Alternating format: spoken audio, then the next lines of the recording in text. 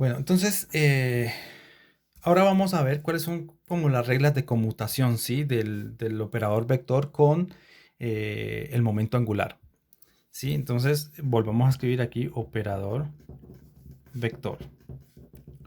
Entonces, escribamos sea v un operador vector. Entonces, pues si es un operador vector, este tiene componentes, ¿sí?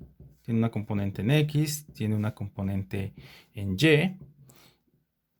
Y tiene una componente en Z, ¿sí? Entonces, fíjense que este es un vector que tiene tres componentes. Entonces, por ejemplo, podemos preguntarnos cómo transforman, por ejemplo, en particular, cómo transforma esta componente bajo una rotación sobre el eje Y, ¿sí? Eh, en una rotación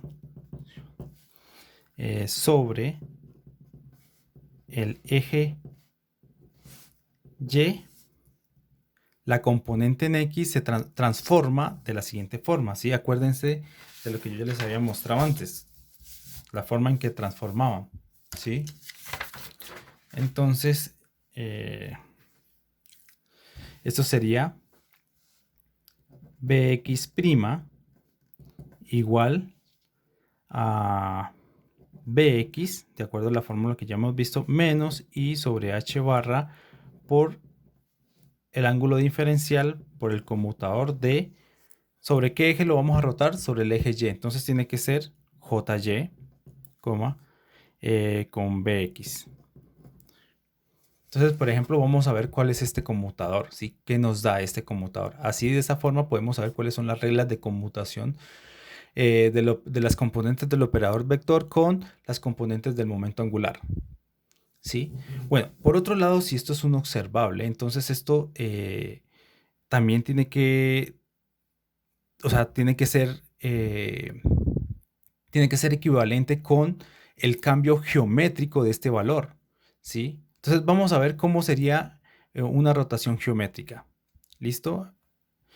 Entonces, sin nada que ver con estos conmutadores. Sí, vamos a hacer pura geometría. Vamos a hallar esta componente, pero con geometría. Entonces, con geometría,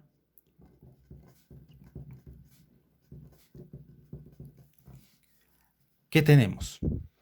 ¿Sí? Entonces tenemos lo siguiente. Este es el eje Y, este es el eje Z y este es el eje X. Entonces veamos cómo se transforma un vector unitario. ¿Sí? Por ejemplo, Y. Este es un vector unitario a lo largo del eje X. ¿Sí? Entonces cuando nosotros vamos a rotar, ¿sí? Es equivalente también rotar el eje de coordenadas. ¿Sí? Entonces, como es alrededor del eje Y, entonces pues lo que vamos a hacer es que si nosotros vamos a rotar este vector una cantidad, un ángulo infinitesimal, pues entonces lo que va a hacer es bajar, ¿sí? Una cantidad de alfa. Y este sería mi nuevo I', ¿sí? Estoy rotándolo. Entonces, fíjense que esta es una rotación en contra de las manecillas del reloj, ¿sí? Entonces tiene una componente negativa en Z. Esto también, ¿sí? Es una rotación en contra de las manecillas del reloj, ¿sí? Por eso es T menos. Entonces, lo que tenemos que hacer es geometría, ver cuánto nos da este I'. Entonces, lo que tenemos es que este I' tiene dos componentes, una componente en X, ¿sí? Y tiene una componente en Y, perdón, en Z, ¿sí? Y en Z es una componente negativa, fíjense que está en la parte de abajo de negativo, ¿cierto?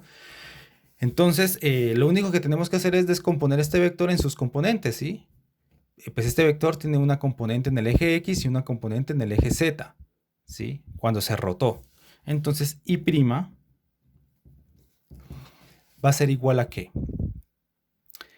¿Cuál es el cateto opuesto? Si es este. ¿Cuánto te da el cateto opuesto? Pues es coseno de alfa, ¿sí? por la hipotenusa, pero la hipotenusa es la magnitud de este vector, que es 1, es un vector unitario, entonces es 1. ¿Esto en qué dirección? En la dirección X, que sería en la dirección Y. Menos, porque esta componente es negativa, menos la componente en Z, que sería seno de alfa, ¿sí? Seno de alfa por la hipotenusa, ¿sí? El cateto opuesto, que es la componente en Z, sería seno de alfa por la hipotenusa, o sea, seno de alfa, ¿sí? Por la magnitud, por la hipotenusa, que es la magnitud de este vector, que también es 1. ¿En qué dirección? En la dirección K, ¿sí? Ahora, como este ángulo es una cantidad infinitesimal, pues entonces el coseno de una cantidad muy pequeña, pues te da 1. O sea que esto es aproximadamente coseno de esto, que va a ser 1. O sea, te va a dar I. Menos, ¿cuánto te da el seno de un ángulo muy pequeñito? Pues te da el mismo ángulo, ¿sí? Esto pues ustedes pueden hacer Taylor, expansión de Taylor, y se darán cuenta de eso. Y a primer orden pues te queda de alfa, el mismo ángulo, en la dirección K. Entonces fíjense que el vector Y rota de esta forma. Entonces, de forma geométrica, si yo voy a rotar un vector, ¿sí? B, ese es el vector B que voy a rotarlo. Entonces, yo necesitaría hallar la componente de este vector a lo largo de este eje, ¿sí? De Y'. Entonces, lo que tengo que hacer es una proyección. Entonces, tengo que hallar cuánto te da esto, ¿sí? Esto me tendría que dar el Bx', ¿sí? Proyectar este vector sobre este vector rotado, ¿sí? En mi nuevo eje de coordenadas, pues te tiene que dar la componente en X, pero en mi nuevo sistema de coordenadas. Acuérdense que mi sistema de coordenadas fue rotada, ¿sí? Entonces, claramente está que si yo proyecto este vector sobre esta coordenada, pues entonces me tiene que dar su componente en X, ¿sí? En ese nuevo marco de coordenadas, ¿sí? Entonces veamos cuánto nos da esto.